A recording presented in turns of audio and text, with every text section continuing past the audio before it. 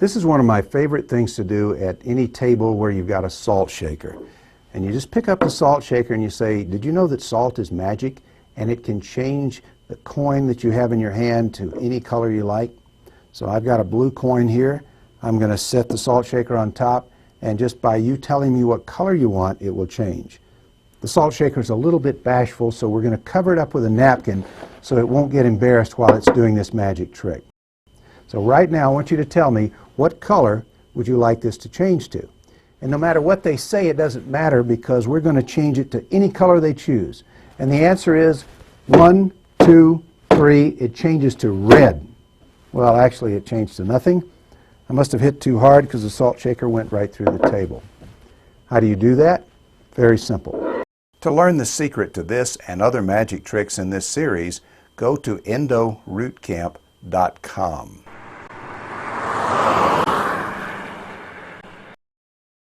Okay, today's tip comes directly from the Root Camp, and this tip concerns ways to improve your success rate with the dreaded inferior alveolar nerve block. 98% of the time, you can get a hot tooth completely numb.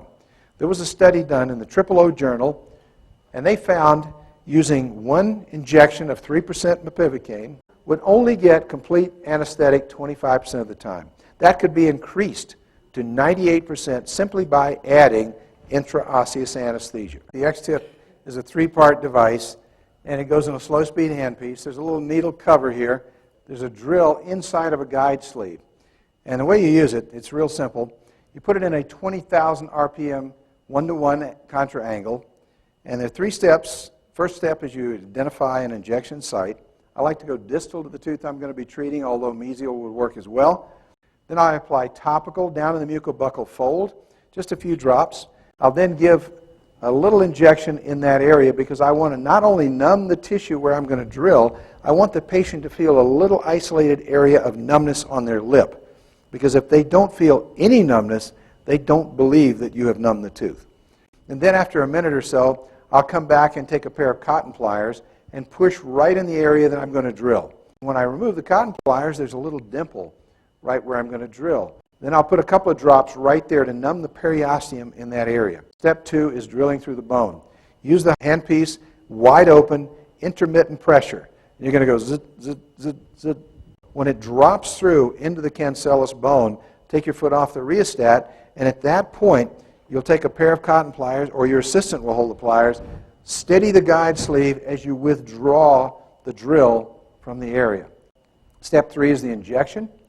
Using the ultra-short needle that comes in there, the 27-gauge needle, slip it into the little guide sleeve, slowly inject about 1/3 to maybe 1/4 of a cartridge for a single tooth, and you're at that point, once you've injected into that area, you can immediately put down the syringe, pick up your handpiece, and start to work because that tooth is numb right now.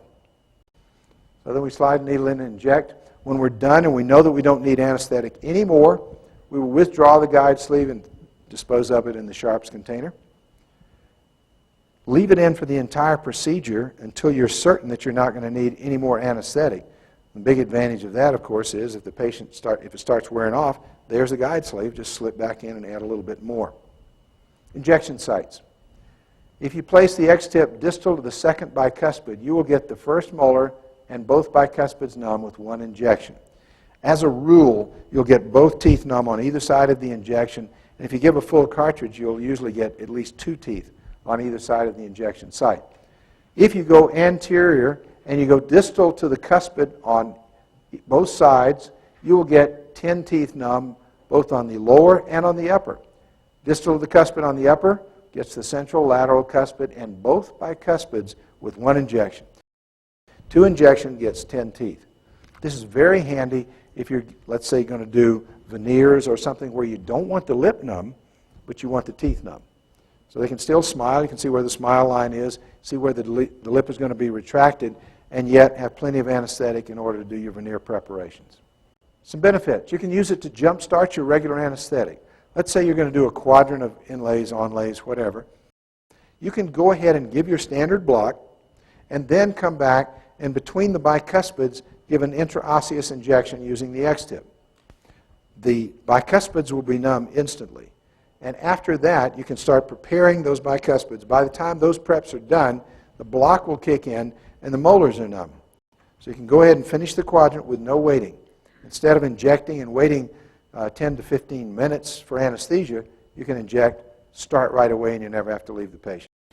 Okay, before we finish up today, I would like to add two more pearls. Number one, it's perfectly okay to use articaine, Septicaine, in this as an injection fluid. It's perfectly okay. You can inject the same amount that you would normally inject if you were infiltrating. The second thing is when you get ready to perforate the bone, place the X-tip, the guide sleeve and the drill are together, push it against the bone lightly, and then use a tapping motion on the rheostat. And it goes zit, zit, zit, zit, zit, and you'll drop through the bone. Don't run it wide open and try to vary the pressure with your handpiece. That doesn't work as well as just tapping the foot pedal. Anyway, try those out. I think you're going to love the X-tip. It works when all else fails. And you know what? I choose to not wait until all else fails. Well, that's it for another edition of the Root Tip of the Week. I'm Dr. Kit Weathers, and I will see you at the next Root Tip.